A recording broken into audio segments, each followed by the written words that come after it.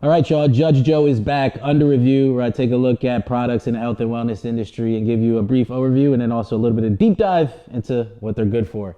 We're looking at Oura Ring this time, and we're going to take a look at this ring that purports to capture 20 plus biometrics and give you better insight into your sleep, fitness, and stress levels. Let's ride out.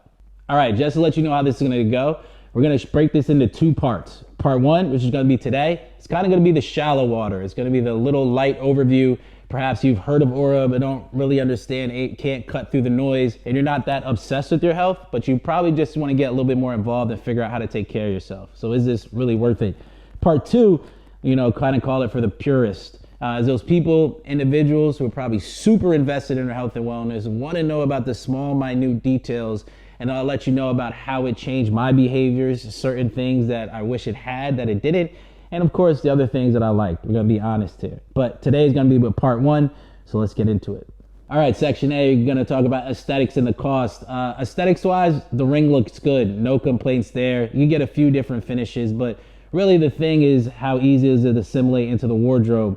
The thing they've knocked out of the park is that they're possibly the best looking wearable on the market right now, which I respect, because as I've gotten older, I don't want to really wear multiple things on the wrist. I either want to have the Apple Watch to be able to track my runs, or I want to be able to just simply have an analog watch as a nice little timepiece when I'm out for dinner or whatever. I don't want to be double wrist gang. So I'm going to give them an A for that. No knocks, aesthetics, clean, simple, sharp. All right, next we're going to talk about the price of the ring. I'll probably give it a solid B in this area for affordability, and I'll tell you why.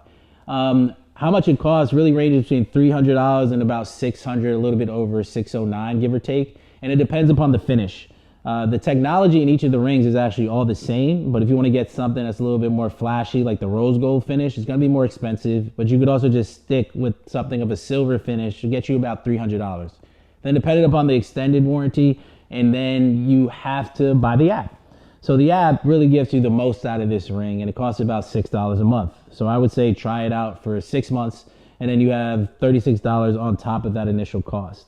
Why? It is expensive, right? So if you can splurge, I still say that it's worth it, because one of the OG products that came out in the wearables market was about $150 when you adjust for inflation in today's market. But it really only gave you 3 distinct metrics as it related to your body. This one gives you 20 plus, but I'm not going to sit here and pretend that it's cheap. But if you can't afford it and want to learn a little bit more about yourself, I do think it's an honest splurge for the year. And you can also use certain tax deduction vehicles like an HSA or FSA to pay for it now. So a solid B, B minus. It's not cheap, but they do make it worth it with the data that they give you.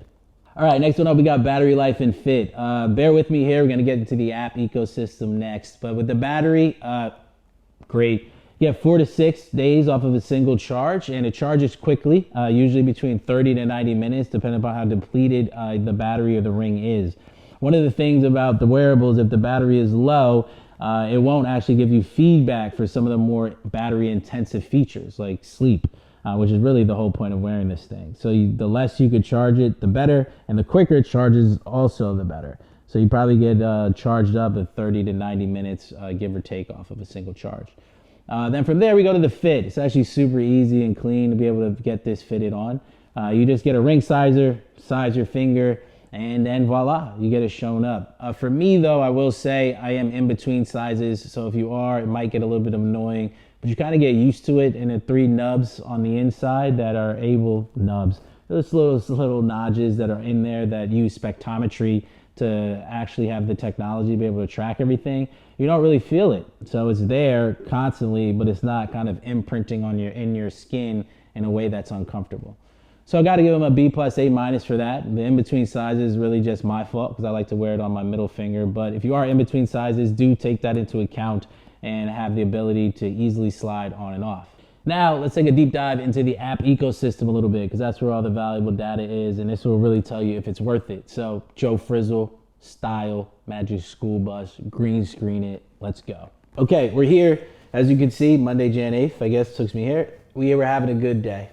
Basically what Oura does, it condenses down the biometric data into 3 key scores, right? We get readiness, sleep, and then an activity score.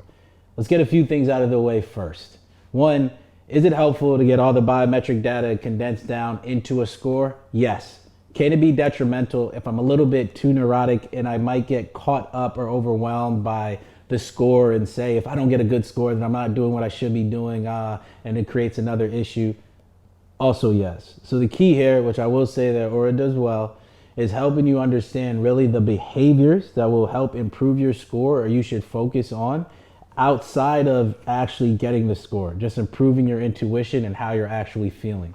So before we dive into this a little bit more, that's what I want you to know right now off the jump. Focus more so on the behaviors behind the score and connect that with how you're feeling before you actually even look at the score at all.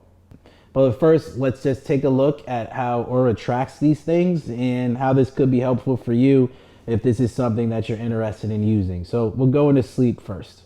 Sleep, I got a 91, shout out, gang. But remember, score is not the most important thing, but really what's behind that sleep score. So we go in there, and that's what I'll say Oura does very well, and I was impressed with it versus some other wearables that I might have used, is that it tells me about the sleep contributors, right? So I'm like, oh, total sleep, efficiency, restfulness. Sometimes I toss and turn, I don't do the best there. REM sleep, deep sleep. But I'm like, what does that even mean? So I'll click on it, and shout out, Oura tells me about how they define restfulness, and if I want to get better at it, this is what I would do, right? And I can learn that. So even if you can't afford this ring, you could even go on their website and learn more about these different tactics that you could use to improve your sleep, and this will improve your true score, which is just really how you're feeling. So I think that does a really good job, and a lot of respect for that. But within each category, that's basically what happens. You click on something like readiness, I'm able to understand the different things that are tracked, what each of them means if I want to go deeper into that. So again, let's pick something like body temperature, and I see it, what's going on, going from there. So what's cool with all of these different things is that I can learn more about it, I can understand how it's being measured, and then I can understand about behaviors that I can put into place that should improve my overall well-being. So really what it means is just really understanding about how the things that I do on the day-to-day might improve my health. And even if you want to pay attention to the score, by all means do that. But if you're one of those people that gets overwhelmed by scores and just really wants to focus on behaviors, Oura helps you do that as well. I'm more of the latter. So I will say going into this, I was a little bit skeptical about that fact, was the fact that, all right, I don't want to get pulled, I have too many things to worry about. I don't want to get pulled out of my head having to deal with another quantified metric. What is the point? And I guess they heard me, or they were doing something that's a little bit softer over there, has a little bit more just of a nudge. I said, hold up, Joe, we'll just teach you a little bit. Here's a score if you want it. If you don't want it, you could throw it out, but don't throw the baby out with the bathwater, essentially. Well, you're gonna take a pause there, then we're gonna transition into activity and see what it tracks there. And I'll tell you about one thing that I do wish Oura did a little better. So from there, we're back on the home screen, sleep, understand more, then activity. So this one, I won't say it's a kerfuffle, but it can be a lot, right? So if I click in here, I'm able to see all these different things that Oura tracks, which for the most part is something that I should be aware of. But let's stay up top, which is really kind of like that daily movement energy, how it puts it out on top.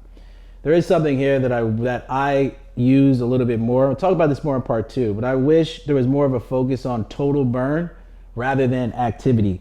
What happens with the body is that your body is constantly burning calories, right? Regardless if I'm working out or not. A lot of people get caught up in the thought process that they need to burn a certain amount of calories in standardized activities in order for them really just to eat or to earn their calories. To me, this creates a negative relationship with food. What I do like though is to understand how many calories I burn in general throughout the day. I'm one of those people, when I get stressed out, I don't really eat, right? I just go on adrenaline. But what Oura has helped me with is understanding that you see this total burn, which is basically the amount of calories I just have burned all day. So I don't use it as dogma and fact, because maybe it's a little bit more or it was a little bit less. But for somebody like me, as you see on this day, 3,800 calories, and that was a mix between activity and just living life. It reminds me I need to eat. And I know this sounds weird, but if you're somebody that's busy, it's very easy to forget that you need to nourish yourself. So I do wish, instead of just activity goals, that it kind of just changed it to life, because we burn calories all through life. But that's a very small nuance. Oura does well in this area, but I do wish they did a little bit better tracking fitness per se, distinct fitness activities. You can't track heart rate for all your activities. A lot of it is just associated just with like running or indoor cycling, but that's just a small hit. But for the most part, those three key categories that help create a score, those are, really the key biometrics that you would want throughout your day. But don't focus on the score. This, if you really want to get the most out of using this ring, if this is really what you would go for, do not focus on the score. Go and focus on what is actually being measured and contributed to and why that might impact your health. And then if you just simply focus on those behaviors and naturally integrate it into your life, that's where you'll get the most use of this. Instead of just simply saying, I'm gonna go live my life, not change anything, and only get caught up in the score. But one of the things we're able to talk about is the stress feature that Oura has. I'll be honest, I wish the feature was a little bit better, but it is still a good feature. And I'll explain why of that in a second. So let's click on this daytime stress. Boop, here we are. As you see here, I have no summary available, but let's talk about first what this stress feature is, and I click into it. The stress feature basically measures my heart rate, HRV, motion, and temperature throughout the day to provide ongoing insights into my physiological stress. Basically, if there's certain times in my day where my heart rate seems to go up or there's, temperature changes, that type of thing, is probably connected to something that my body might be considering stressful, even if I don't realize that. So it can draw me back into my intuition again and be like, hey, maybe this was a stressful moment. Maybe you should take a breather. But I already kind of cognitively know that when that happens in my day. But my issue is I move a lot. The stress feature with the ring, you have to be relatively inactive or still. So for most people who lead normal lives, I guess, I'm not saying my life is special in any way, but if you're still a little bit more, you have those, pauses, the ring will kind of check in, measure you, and then give you some feedback on how you're feeling. Why is this important? Because stress is often demonized when it's not really a good or bad thing. What's key is your response to it. So if you do something that causes a little bit of stress, like a workout, then you take the time to recover. That's how you get better.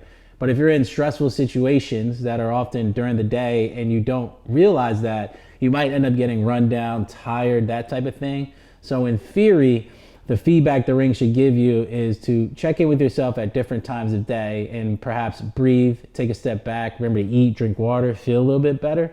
But for me, I move so much for whatever reason. I don't really have that many days where my summaries are available. But for me, again, it's not that big of a deal because I can kind of better intuitively know and understand when there's moments during my day where I want to check in. So let's go into that check-in thought process for a second. And let's give a quick summation here. The stress feature is something that is relatively ingenious that Oura has presented and put to the forefront because people often look at stress in a bad way.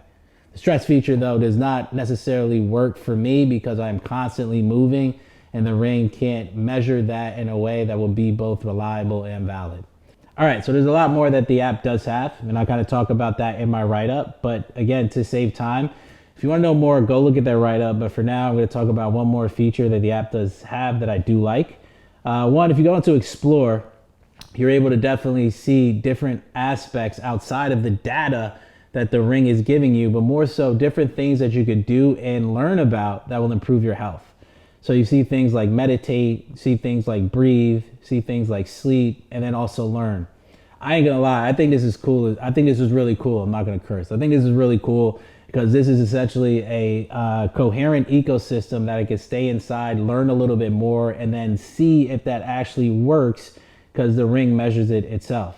So I think that's pretty dope. But all in all, again, the ring and the app, it depends how you use it. If you're somebody that wants to learn a little bit more about their body and doesn't really want to get overwhelmed and just really focus on the lifestyle habits that can improve them, I say, sure, go for it. Use it for a short period of time. Understand what's going on. Understand the things that perhaps you're getting feedback on that are working for you or might not be working. I will not say that this is something that you want to do to constantly monitor. I don't think constant monitoring is necessary.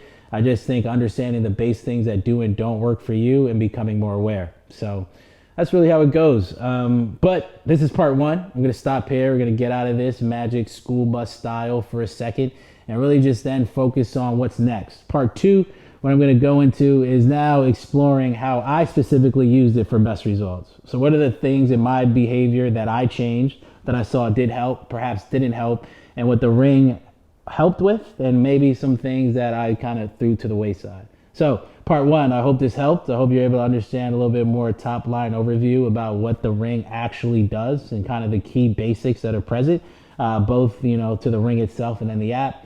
And then part two, we're going to go super Joe Holder mode. I'm going to really give you an insight into my specific data and some things that, I was doing and what I enjoyed. So Joe Judges, under review, we here. Thanks for sticking with me. I know these things can get a little long, but, I'm just trying to give it my best shot. So see you next time. We're going to have part two of the Aura to wrap it all up.